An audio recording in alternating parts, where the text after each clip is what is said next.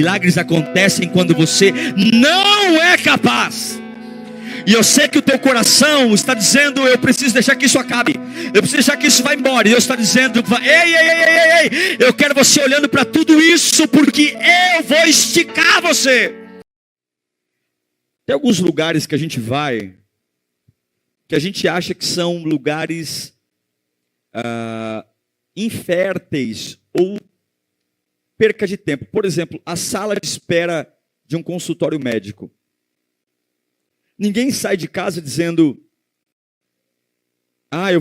eu vou tempo na sala de espera de um consultório. A gente sai de casa dizendo: eu vou passar no médico. A gente sai de casa para passar no médico. E o que é interessante é que muitas vezes a gente fica 40 minutos na sala de espera e nem 5 minutos na sala do médico. E algumas vezes, infelizmente no Brasil, né, onde tudo é virose, a gente volta para casa falando mais do que aconteceu na sala de espera do que o que aconteceu na sala do médico. Como, por exemplo, uma criança mal criada com a mãe. Ou, por exemplo, a gente fica ali de rabo de ouvido na conversa de alguém, dizendo: nossa, eu estava ali na sala de espera. E a mulher, nossa, horrorizada. A gente nem lembra do diagnóstico do médico. Tem coisas que acontecem na sala de espera que nos marcam mais do que o destino final. Tem coisas que acontecem em lugares que a gente não queria, ou não tem uma expectativa, que são mais importantes do que o destino final. É isso que eu queria falar um pouquinho com vocês hoje, abrindo nossas Bíblias no Evangelho de Marcos, capítulo 6, versículo 32. Marcos 6, 32.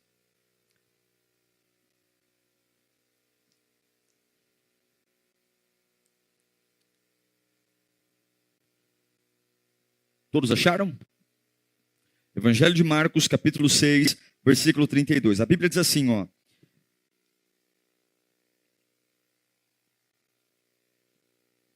Então eles se afastaram num barco para um lugar deserto. Diga comigo, deserto.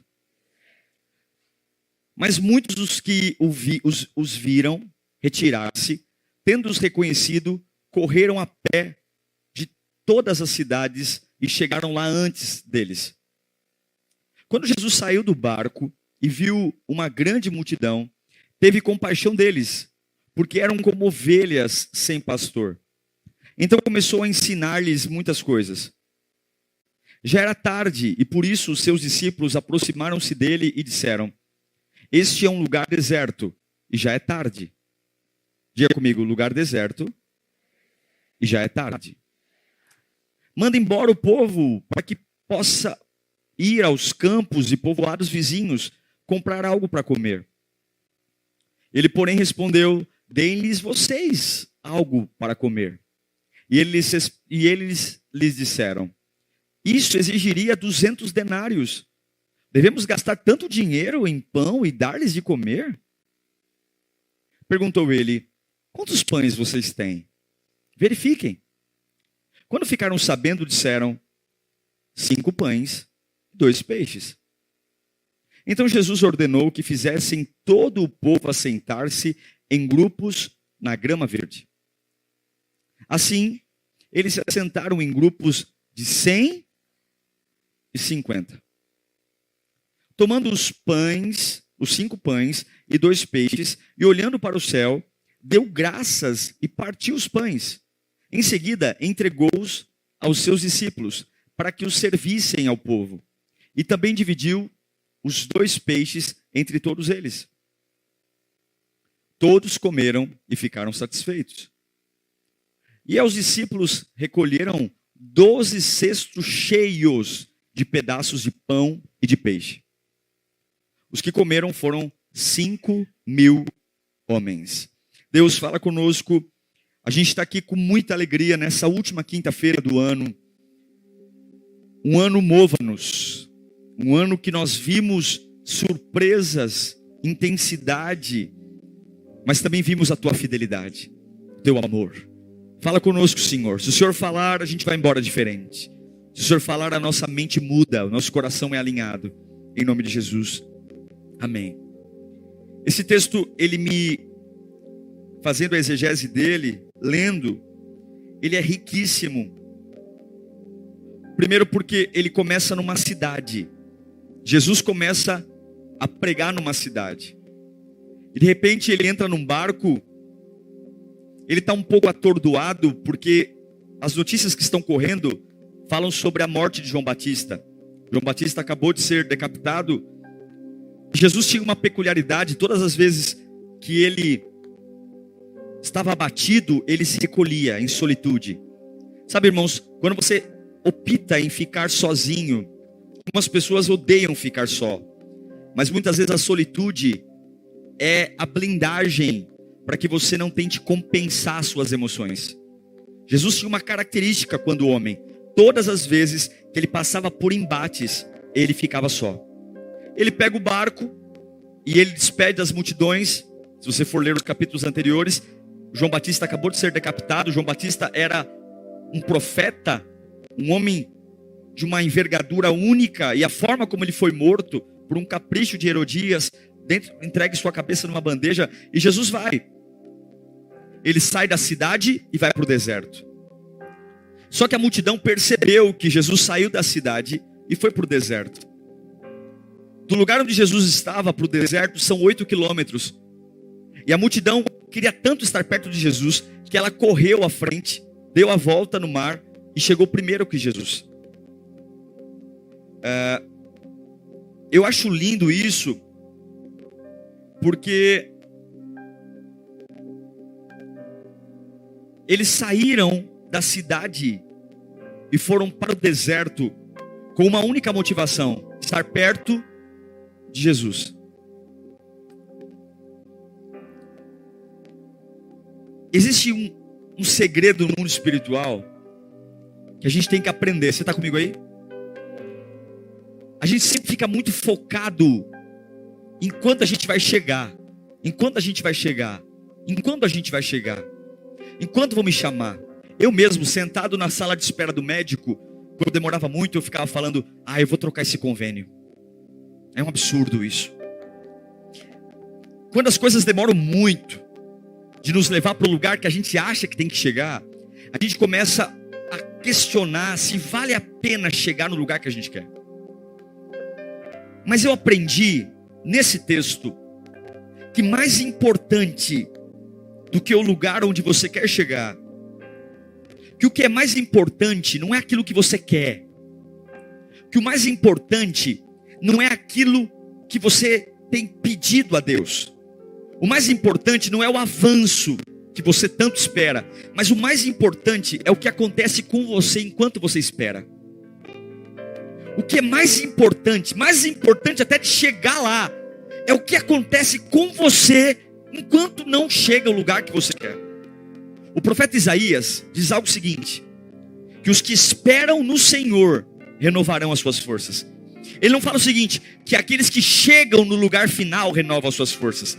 Ele diz assim: aqueles que esperam no Senhor renovam as suas forças. O que o profeta Isaías está dizendo? Ele está celebrando o lugar da espera. O lugar da espera, ele é mais importante do que o destino final. A gente tem que entender isso. Por exemplo, quando Jacó e Raquel vão ter seu último filho,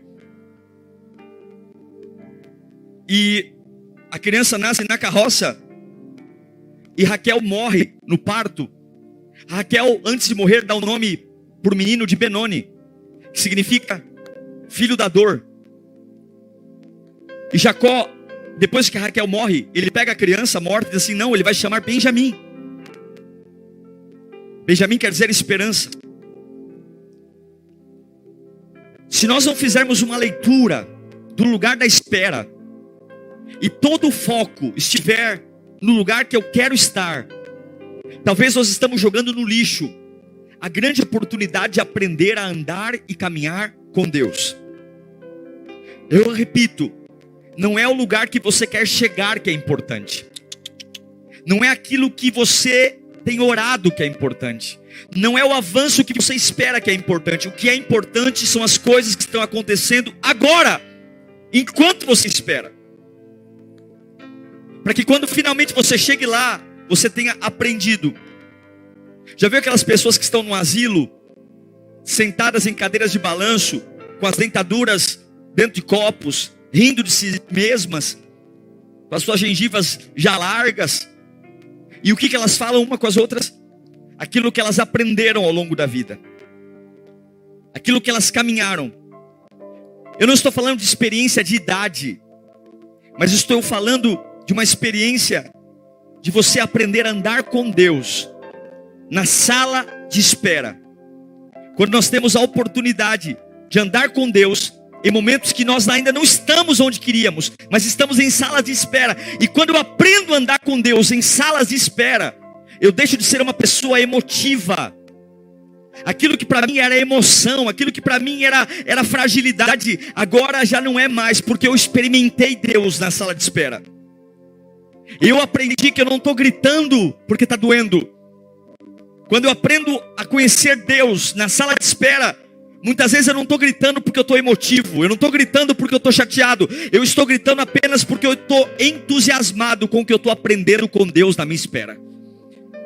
Eu não estou gritando e dando glória a Deus porque eu estou animado ou feliz. Eu estou gritando e dando glória a Deus porque aquilo que Deus está me ensinando enquanto eu estou esperando está fazendo sentido para mim. E eu estou dizendo aleluia, porque eu estou aprendendo algo muito mais importante do que estar lá. Veja, Deus permitiu o povo sair do Egito para entrar na terra prometida, para entrar em Canaã. Mas o grande trabalhar de Deus na vida do povo hebreu não foi em Canaã, foi no deserto, foi na terra da espera, foi na sala de espera. Foi ali que eles aprenderam a confiar em Deus. Foi ali que eles viram uma coluna de fogo durante a noite, uma nuvem durante o dia. Foi ali que eles comeram maná. Toda a grandeza de Deus não se deu em Canaã, mas toda a grandeza de Deus se deu num lugar temporário, um lugar de passagem, um lugar incômodo. Mas foi ali que eles aprenderam a ter um relacionamento com Deus que nem o Egito, nem Canaã deu. Foi na sala de espera. A sala de espera que nós sempre achamos que é algo desnecessário. A Bíblia diz que a multidão viu Jesus e o seguiu. Seguiu da cidade para o deserto. Jesus era capaz de conduzir pessoas onde quer que esteja. Ele não tinha aparelho de som, ele não tinha igreja, ele não tinha microfone, ele não tinha cartão de visita, ele não tinha panfletos, mas ele conseguia arrastar pessoas. Quando ele abria a boca, simplesmente ele falava com tanto poder que culturas diferentes, pessoas diferentes o seguiam. Veja, um bom pregador arrasta pessoas, mas somente um bom pregador líder consegue arrastar pessoas para o deserto. Um bom pregador arrasta pessoas para qualquer lugar, desde que esse lugar esteja agradável. Mas só líderes conseguem arrastar pessoas para um deserto. Jesus não era só um bom pregador, Jesus era um líder. Ele foi para um deserto e as multidões o seguiam. E não apenas os justos, não apenas os puros, mas estavam ali cafetões, prostitutas, era uma multidão mista. E eles seguiram Jesus para um lugar seco e deserto. Eles deixaram a opulência da cidade, as suas habitações, deixaram seus jumentos, suas plantações, seus negócios, seus mercados, deixaram tudo para seguir Jesus no deserto. Não sabemos o que ia acontecer ali, eles apenas seguiram Jesus. Parece que talvez a sensação que eu tenho é que eles estavam tão apaixonados por Jesus, tão apaixonados pela pregação, que eles nem se ligaram que eles estavam saindo da cidade e entrando no deserto. Eles estavam tão embriagados por aquela voz, por aquela pregação, por aquela presença, que nem se deram conta que o clima mudou, o chão mudou, e uma cidade para um deserto é muito diferente. Você já seguiu Jesus em situações áridas? Você já seguiu Jesus em situações secas? Você já foi capaz de abrir mão do conforto da cidade para seguir a voz de Jesus num deserto? Parece que é fácil a gente falar de lugares prósperos, lugares agradáveis. É fácil a gente dizer, fui atendido. Mas você já conseguiu seguir Jesus quando você está na sala de espera e a enfermeira vem dizendo, olha, o horário do doutor acabou, só amanhã agora. Você já seguiu Jesus no lugar de desolação?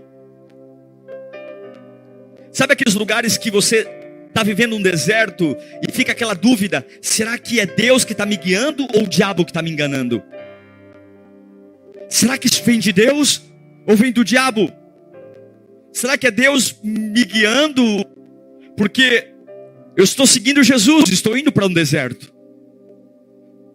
Ora, irmãos, eu quero dizer uma coisa a você: todo o inferno está atacando, e tem vezes que você não vai saber se é a vontade de Deus ou se é alguma interferência do diabo. Mas também não importa, porque todas as coisas cooperam para o bem daqueles que amam a Deus segundo o seu propósito. Não adianta, não querer estudar se é o inferno ou se é Deus.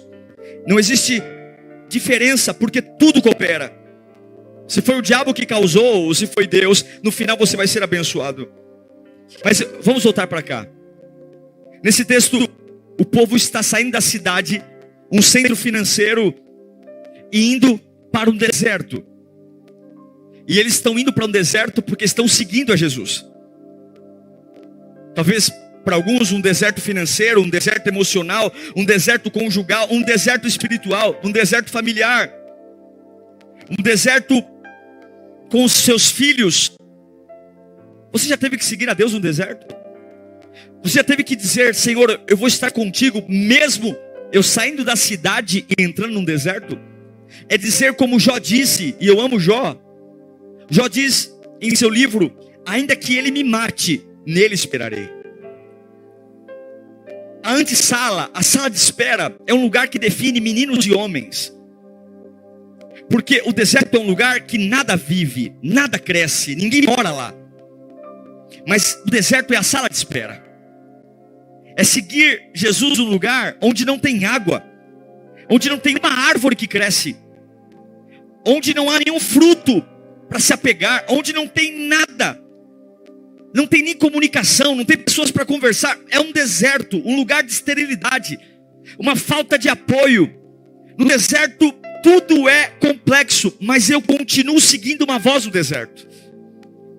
Você precisa entender que a voz de Jesus tem que apaixonar tanto a sua vida, ao ponto de que, se a voz de Jesus está te levando para um lugar onde nada cresce, onde nada vive, onde nada colhe, se a voz de Jesus está te levando para um lugar onde até a comunicação está ficando difícil, que a voz de Jesus seja a única garantia de que você vai continuar seguindo, mesmo que você esteja saindo da cidade e indo para um deserto. Eu amo essa multidão, porque eles estão seguindo Jesus no deserto. Eu achava que eu já tive esse pensamento. Quantos de nós já pensávamos ou pensamos a seguinte oportunidade? Eu achava que se eu estivesse na presença de Deus, eu não teria problemas. Quantos já pensaram isso? Eu acho que se eu estivesse na presença de Deus, eu não teria problemas. E se eu tenho problemas, é o que os amigos de Jó falam para Jó. Mas não é engraçado? Eles estão na presença de Jesus. Eles estão seguindo Jesus. E o fato de seguir Jesus está tirando eles da cidade e levando eles para o deserto. Eles ainda ouvem Jesus. Eles ainda veem Jesus. Eles ainda seguem Jesus.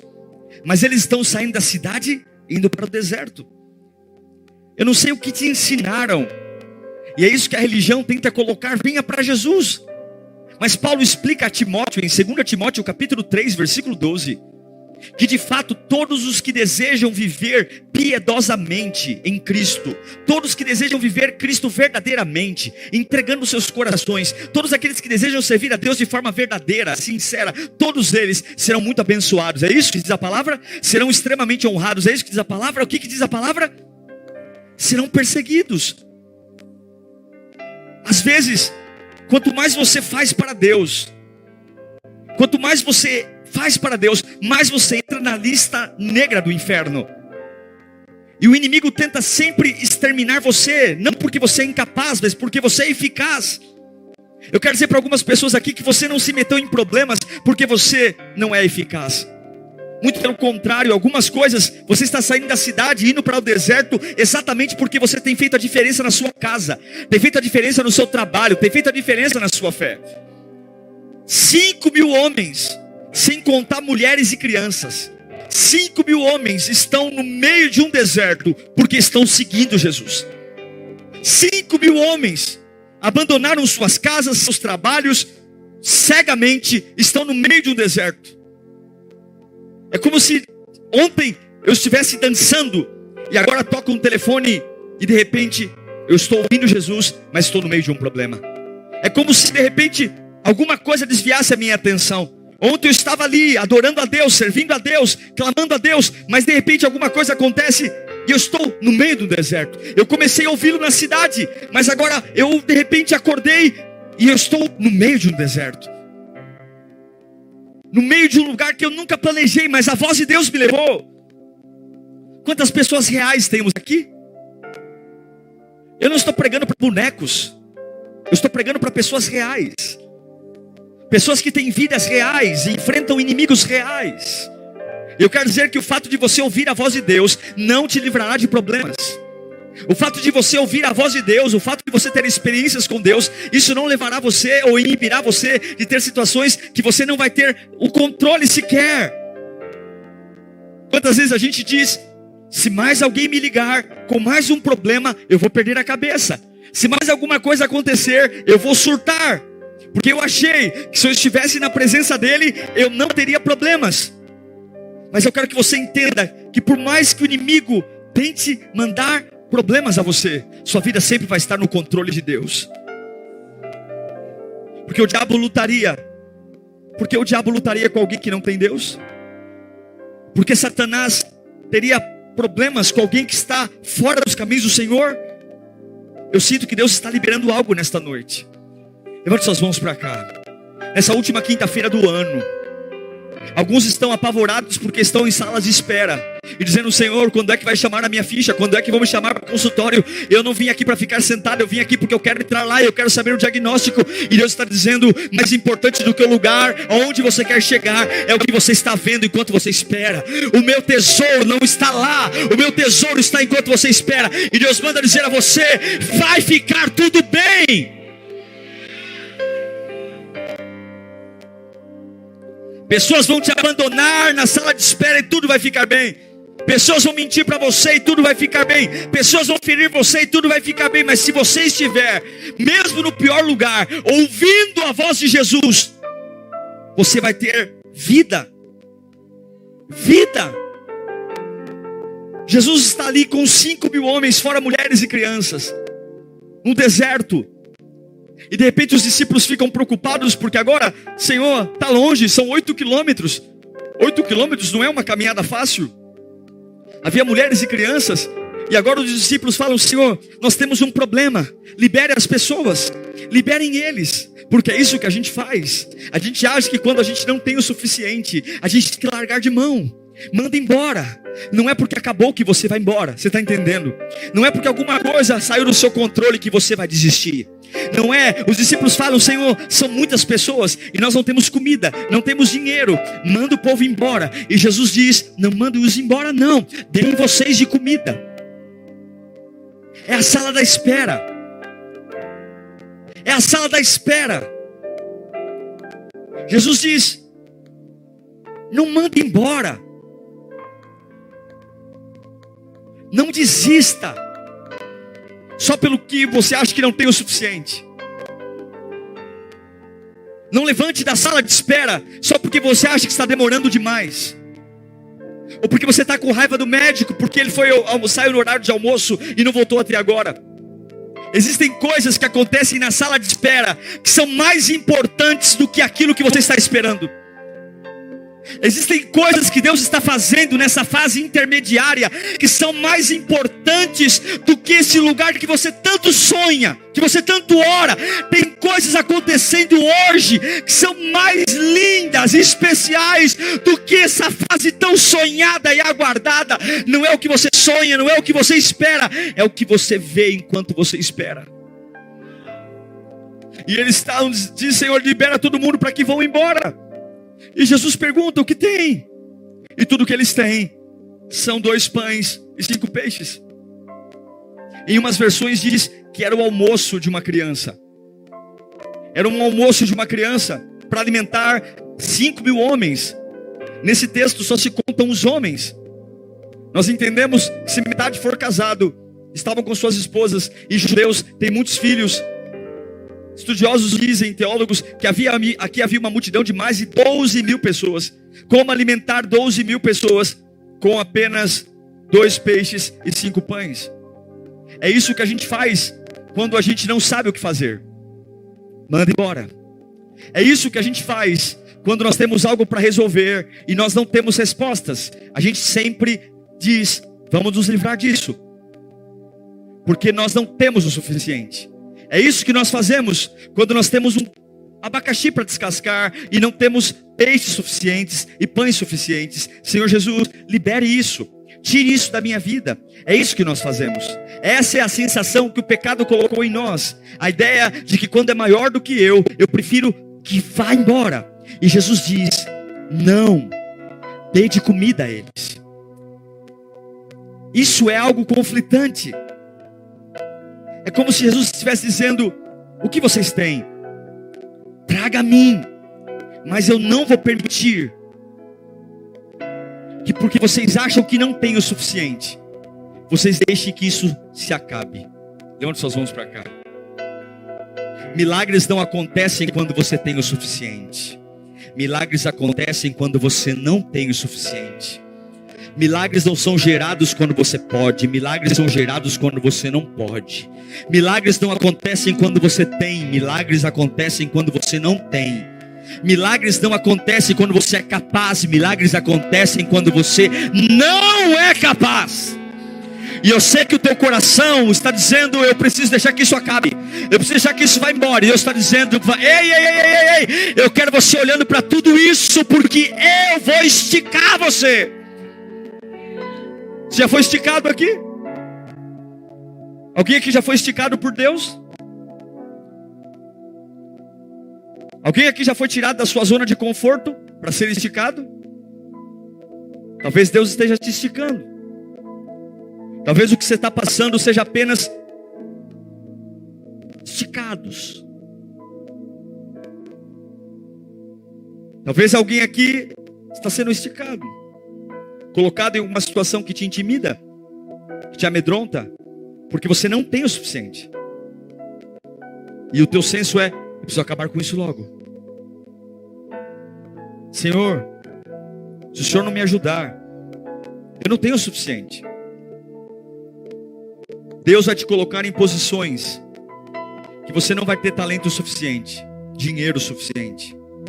Deus vai te colocar em lugares que você vai abrir a boca e vai dizer assim, não dá mais. Porque milagres acontecem quando você na sala de espera olha para Deus e fala, eu não tenho o suficiente.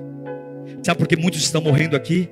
Porque durante 2019 inteiro você abriu a boca para dizer, eu tenho o suficiente, eu tenho força suficiente, eu tenho inteligência suficiente, eu tenho amigos suficiente. Talvez você está morrendo agonizando aí, porque você abriu a boca dizendo, eu consigo sofrer, eu consigo, está em mim. Talvez a sua vida está esperando apenas você levantar as 2 mãos para cima e com muita humildade dobrar o teu joelho e olhar para o Redentor da sua vida e dizer, Senhor, eu não tenho a força suficiente, eu não tenho apoio suficiente, eu não tenho fé suficiente, eu não tenho nada suficiente, eu não tenho, mas eu estou aqui diante do Deus que é suficiente.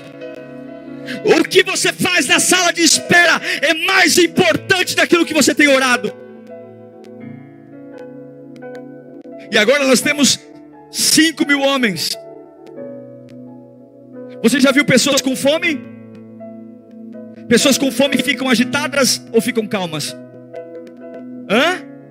Pessoas com fome ficam alvoroçadas? O que crianças com fome fazem? Choram. Pessoas com fome ficam histéricas, não conseguem ficar paradas. E agora eles vão falar com Jesus. Eles queriam se livrar de uma situação. Jesus disse, não, eu vou usar vocês para resolver essa situação. E Jesus diz para eles, nós vamos resolver essa situação. O que temos é pouco? Ok. Mas eu quero que vocês peguem essas 5.000 pessoas, só homens, e vocês vão organizar em grupos de 50 e 100. Imagine pegar 5.000 pessoas e organizar em subgrupos de 50 e 100. Pegar no meio de 5.000 pessoas e dizer 1, 2, 3, 4, 5, 6, 7, 8, 9, 10, 11, 12, 13, 14, 15, 16, 17, 18, 19, 20, 21, 22, 23, 24, 25, 26, 27, 28, 29, 30, 31, 32, 33, 34, 35, 36, 37, 38, 39, 40, 41, 42, 43, 44, 45, 46, 47, 48, 49, 50. Ufa, cansou? Eu só montei um grupo. Tem mais 4.950 homens para serem organizados em grupos de 150.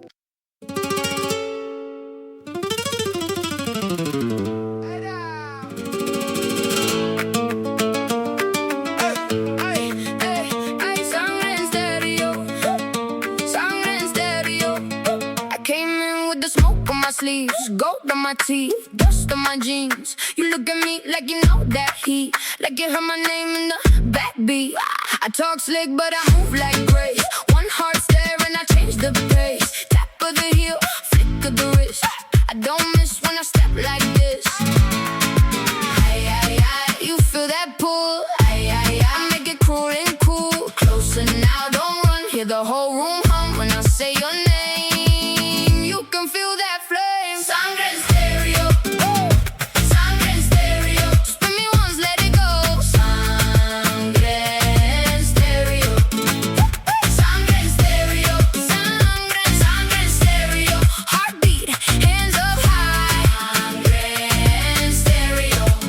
I got the line like a blade in silk, sweet on the tongue, but the cuts have tilted. You leaning close for a taste of truth. I give you fire in a velvet suit, black lace rhythm on a white hot night. Snap of the finger, then the move goes right. I don't chase, I make the room move like I'm matching up monsoon. Aye, aye, aye, you feel that pull? Aye, aye, aye, I make it cool and cool. Closer now, don't run. Hear the whole room hum when I say your name. You can feel that flame. Sangre en stereo, sangre en stereo. Spin me once, let it go. Sangre en stereo, sangre en stereo, sangre en stereo. Heartbeat, hands up high. Sangre en stereo.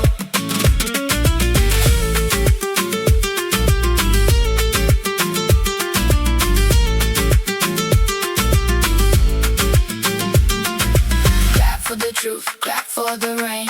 One more turn and we break that chain. Oh my love, don't look away. I was born for the stage and the sway. Sangre en stereo, sangre en stereo. Spin me once, let it go. Sangre en stereo, sangre en stereo, sangre en stereo. Heartbeat. Hey, sur les cordes je reviens.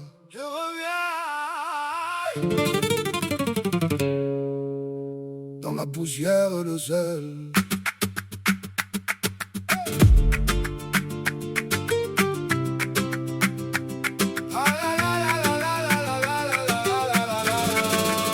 J'ai grandi là où ça cogne, dans le vent des matins froids. Mes rosseilles perd en besogne. Moi j'ai pris la route en moi. Les mains noires de charbon, le regard plein de refus. J'ai serré fort la chanson quand le monde m'a mordu. Et j'entends le talon sur le sol. Ça me prend, ça me soulève, ça me vole. Plus je tombe, plus je vois ton nom dans la braise, au bord du son. Sur les cordes, tiens, sur les cordes, tiens. J'ai le feu dans les poings, j'ai le feu dans les poings. Sur les cordes, tiens, sur les cordes, je tiens. Sur les cordes, dis mon nom bien plus fort, dis mon nom bien plus fort, dis mon nom bien plus fort. Dans la rue j'ai vu les frères vendre le rêve pour un repas. Des sourires pleins de poussière et des serments au fond du pas. Moi je garde la déchirure comme un tatouage sous la peau. Chaque cicatrice murmure que je peux refaire le chaos. Et j'entends le talon sur le le sol. Ça me prend, ça me soulève, ça me vole. Plus je saigne, plus la nuit répond. Dans la braise, au bord du front. Sur les cordes je tiens, sur les cordes je tiens. J'ai le feu dans les poings, j'ai le feu dans les poings. Sur les cordes je tiens, sur les cordes je tiens. Sur les cordes, dis mon nom bien plus fort, dis mon nom bien plus fort. Dis mon nom bien plus fort. Si demain ferme la porte, je passerai par la fissure. Que la peine me rend plus forte, que la honte me laisse dur. Et si tout s'effondre encore, je danserai dans les débris. Car mon sang connaît le sort de ceux qui brûlent et qui rient. Sur les cordes je tiens, sur les cordes je tiens. J'ai le feu dans les poings, j'ai le feu dans les poings. Sur les cordes je tiens, sur les cordes je tiens. Sur les cordes, dis mon nom bien plus fort, dis mon nom bien plus fort. Dis mon... Fora mulheres e crianças. Vamos pro segundo grupo. 1, 2, 3, 35, 36. Para que isso? Para que tinha que organizar grupos de 50 e 100? Por que eu tinha que organizar? O que Deus está ensinando? Que milagres na sala de espera só acontece quando há paciência e ordem.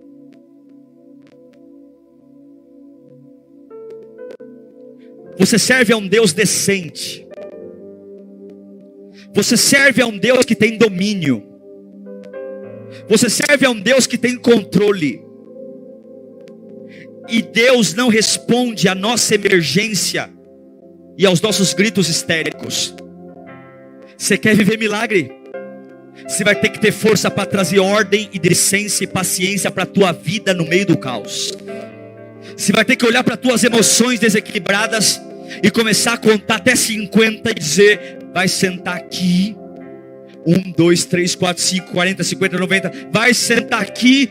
Enquanto mas pastor, é muito grito. Pastor, você não está entendendo? É criança com fome. Enquanto não houver ordem, paciência e decência, não tem multiplicação. Deus não vai reagir à tua urgência, pelo quanto berramos, gritamos, choramos, esbravejamos, pelo quanto nos sentimos vítimas, mas pelo quanto no meio do caos, levantamos a nossa mão e dizemos: eu vou organizar os meus pensamentos, eu vou organizar. Está aqui a paciência, está aqui a ordem. Você tem que se aquietar e esperar. Deus está falando com pessoas aqui hoje. Deus está vindo para muitas pessoas aqui hoje. E na sala de espera vai dar tremor, vai começar a riscar o banco, vai pegar o clipe de dentro da bolsa e vai começar. Você vai ter que trazer ordem. Se a voz de Deus te levou para um deserto, se te contaram uma história que servindo a Deus você não teria problemas, e agora você se veio no meio de um deserto, e agora você diz: ué, eu achei que servindo a Deus não teria problemas. Deus está dizendo: você não precisa dispensar isso, não fique onde você está, mas traga paciência e ordem. Traga paciência e ordem. No meio do que você ouve, no meio do que você sente, no meio do que você reage, traga paciência e ordem no meio desse conflito familiar. Traga paciência e ordem no meio dessa crise financeira.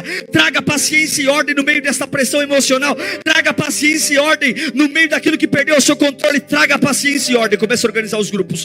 Começa a organizar os grupos. Começa, e não tem nada a ver com o que você sente. Não tem nada a ver, as pessoas estão com fome. As pessoas estão famintas. Mas a ordem de Deus tem que ser maior do que o que você sente. É por isso que você não precisa sentir nada. Você precisa acreditar que a voz que te trouxe até o deserto é a mesma voz que vai te tirar do deserto, porque não é o lugar que determina quem você é a voz do pastor que você segue, que diz para onde você vai. E o mesmo pastor que grita no alto da montanha é o mesmo pastor que grita no fundo de um vale. Ele é o alfa, o ômega, o começo e o fim, o pai das luzes. Ele é o princípio de todas as coisas. E quando você organiza a sua vida, quando você diz para as suas emoções: paciência. Quando você organiza as suas emoções e traz ordem, A hora que ele vê ordem e paciência, ele pega o pão, ele abençoa o pão, ele quebra o pão e ele multiplica o pão. Tem muitas pessoas esperando viver um milagre.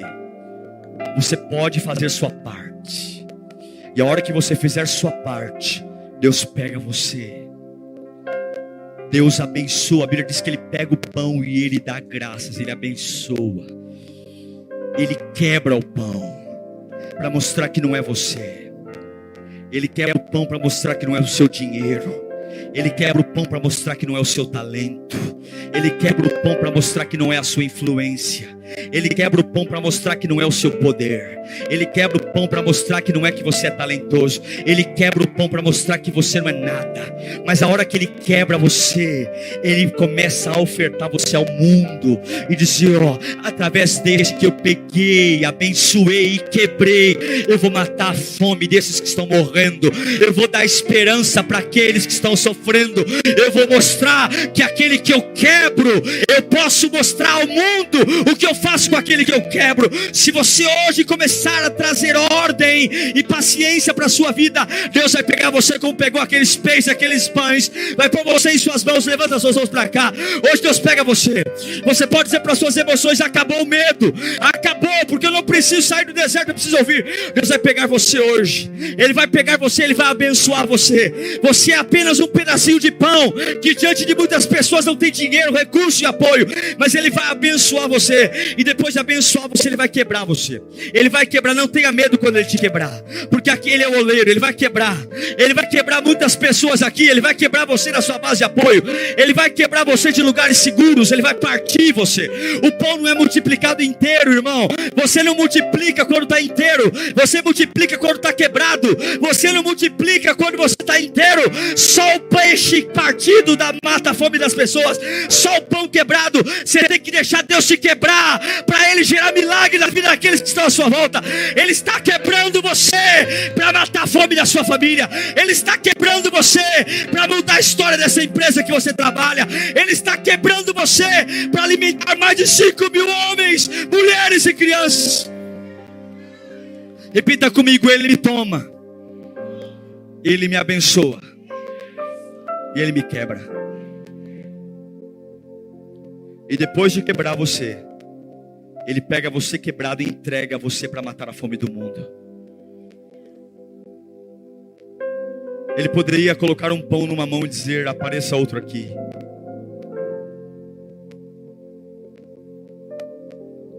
É familiar partir o pão? Por que na Páscoa a Bíblia diz que Ele parte o pão? Na noite que Ele foi traído, Ele tomou o pão em suas mãos e partiu. Porque a multiplicação só acontece quando há partilha, quebra. Por que quando Ele está no caminho de Emaús, a Páscoa dos hebreus, toda a multiplicação vem da partilha? Porque você não pode ensinar alguém até ter passado por uma tempestade. Você não pode tirar uma pessoa do mundo até que você tenha vencido o mundo. Você não consegue explicar um milagre até você viver um milagre. Você não pode explicar para alguém o que é servir a Deus no meio do abismo enquanto você não passar pelo abismo. Você não pode dizer para alguém que você não precisa estar feliz para servir a Deus até o dia que você consiga servir a Deus triste. Você não pode dizer para alguém que Deus sustenta alguém no leito de dor até o dia que você estiver numa maca e adorar a Deus em cima de uma maca. Você não pode dizer para alguém que o Senhor é provedor e que até o último dia, um segundo, Ele vai trazer o recurso, até o dia que você tenha que pegar um pouquinho de azeite, um pouquinho de farinha, fazer um pedacinho de pão e partir e dar para o profeta. Você não pode pregar com fogo até o dia que você chegar pregando, queimando, não porque você está cheio do Espírito, mas porque você vem queimando e ardendo das tribulações da sua vida. Você não pode olhar para alguém e dizer: Jesus vai mudar a sua vida, até o dia que você você sabe de onde Jesus te tirou, e você vai dizer: Ele vai mudar a sua vida. Não é porque a teologia me ensinou, não é porque eu fiz um curso, é porque eu vim ardendo e queimando dos lugares aonde Ele me pôs, e eu aprendi que Ele me pega, me abençoa, me parte, e depois que Ele me parte, eu mato a fome de todos aqueles que precisam comer. Nesta noite eu quero dizer que Deus está aí. Tire os olhos do retrovisor, olhe para o Deus da sua vida. Olhe. Deus é bom. Deus é bom. Eu acho lindo, e aqui eu encerro, em Marcos 6,39. Onde eles estavam? Repita comigo: deserto. Não era no deserto? Mas quando Jesus manda os discípulos organizarem grupos de 50 e 100, então Jesus ordenou que fizessem todo o povo assentar-se em grupos. Ué, a gente lê isso e não percebe. Mas eu nunca vi ter grama verde. Você já viu isso? Você já viu grama verde em deserto? Hã? Porque quando você começa a equilibrar a sua vida, paciência e ordem, de repente você percebe que no lugar mais seco da sua vida, Deus começa a colocar uma grama verde para você sentar. Eu li esse texto várias vezes e demorei para perceber a respeito da grama verde. Porque não tem grama verde no deserto. E o texto bíblico diz claramente: é um lugar de deserto. Talvez alguém aqui já passou por uma doença grave, e talvez você vai encontrar um pasto verdejante no meio da doença. Ou talvez passou por uma situação profissional difícil, e você diz: não tem como. E aí de repente Deus te dá uma surpresa de um pasto verdejante.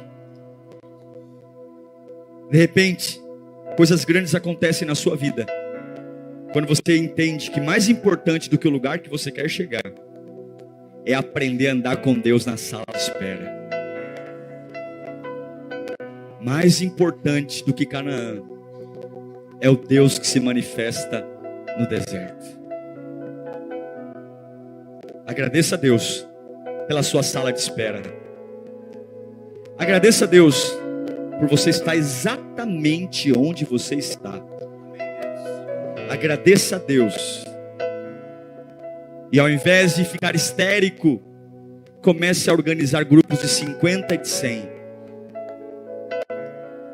E quando você trouxer organização, Ele vai pegar você, abençoar você, quebrar você,